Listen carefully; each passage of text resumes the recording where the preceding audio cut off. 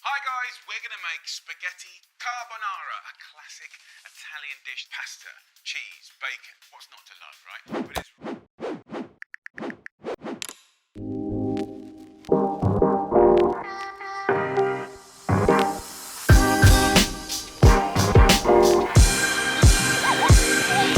Carbonara, comfort food of the Roman gods and beloved favorite of the Maltese islands. From guanciale to bacon to prosciutto, even prosciutto. Egg yolks and double cream. Maltese people turn to this thick, velvety dish in the best and the worst of times, and for good reason. It's delicious. So today we've teamed up with Bolt Food to check out 6 eateries delivering fresh pasta carbonara right to my door. The thing is, I have one problem. The Bolt Food menu is massive. I'm having a real problem deciding where to order from. Sean, what do you think we should go with? Inpasta, Pasta & Co, You Bistro, House of Flavors, Gallia's? Get them all. I like that attitude. Lockdown has got me doing crazy things. I'm eating pasta on a staircase, and I'm really missing traveling. I mean, I literally wore the globe. Check where Malta is. Right above my heart. That's what's up, Malta, baby, represent! So our next pasta is actually gluten-free. I had to get a gluten-free pasta. I don't think I've ever tried a gluten-free carbonara before. So we got spaghetti, classic, and we got it from Gallia's in Valletta. We got a nice bit of cheese on top, guanciale, nice and cooked and fried up. If the guanciale is not crispy, don't speak to me. At me, but don't speak to me. What was really cool is that they actually put some cheese on top. I mean, the cheese, they get stuck to the lid.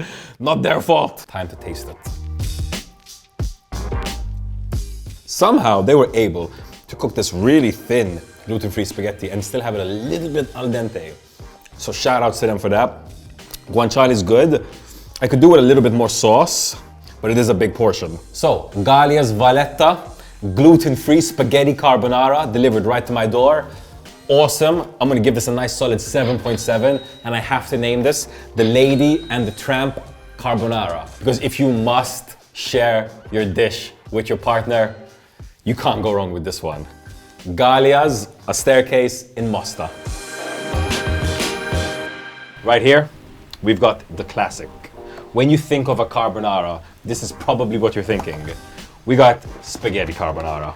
This comes with guanciale as well, and this is from Inpasta. Hi, coming.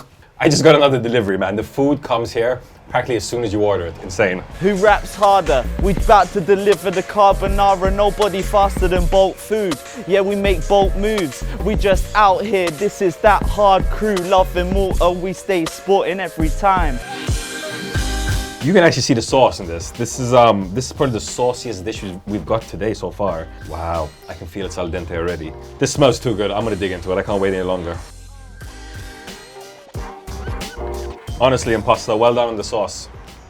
Respect. When I wake up sad, depressed, dropping my cheese everywhere, and I'm like, why should I live? What is there in life? I think of carbonara, and this is the flavor I'm thinking of. So Inpasta, 8.1, and I am naming this the Emma Muscat Carbonara, because this is definitely the best thing that can happen when Malta and Italy collide. Inpasta, a Galleria in Mosta. Moving on to one of my favorite pastas of the day, Fettuccine Carbonara from You Bistro in St. Julian's. Carbonara is best or typically done with spaghetti because you have the nice long tendrilled noodles, but in my opinion, one of the best pastas to have carbonara with has to be fettuccine. Look at these glorious long noodles. It's so wide you can fit sauces, you can probably fit your girlfriend on top. It's just, you got a lot of space, put a lot of flavor. You Bistro don't use pork cheek per se, they use actually bacon. Fettuccine carbonara, let's dig into it. That's cheesy. The sauce is very, very, very, very light, and it's completely just covering the pasta noodles. I know the score, I know the name, I got the verdict. Definitely what jumped out at me about You Bistro's carbonara was the cheesiness, actually. I really wasn't expecting it. Definitely going to give this a nice 7.6. I'm gonna name this the Razzette Carbonara. Why? Because pretty much every ingredient here is found fresh on the farm. You Bistro, on top of a staircase in Mosta.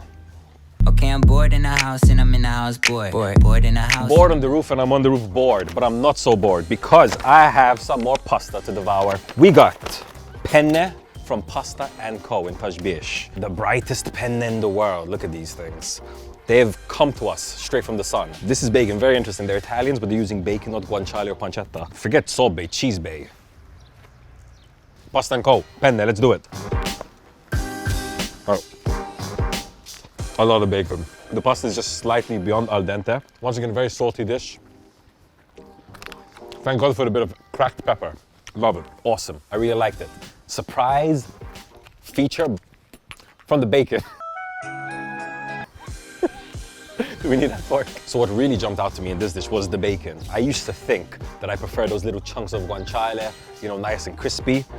But these longer, thicker forms of bacon, not even guanciale, bacon, really, really worked. So I'm gonna give this a nice 7.7, and I have to name this the Holy Vatican Carbonara. Why? Because if you look really closely and you squint a bit, it kind of looks like the flag of Papa Francesco. And since he isn't coming to Malta, you know, shout out to the big man over in Italy. Hey! Pasta & Co. A rooftop on a house in Mosta. Now, when people think of carbonara, their mind immediately goes to pasta. But there is another alternative, delicious version of carbonara, and it is carbonara pizza. We've got an actual carbonara pizza from Pizza Planet in Nashar, right up the road. Bacon, onions, eggs, cheese, and pizza. Let me know in the comments below, what is your preferred version of carbonara? Do you prefer pasta, or do you prefer pizza? I'm gonna jump right into this. This looks pretty good.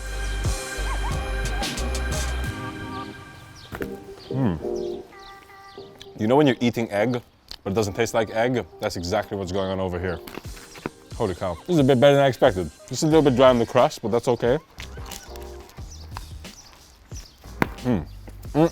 If you love carbonara, but you're getting a bit tired of pasta, this pizza is a great alternative. Pizza Planet coming in with a solid 7.8 rating.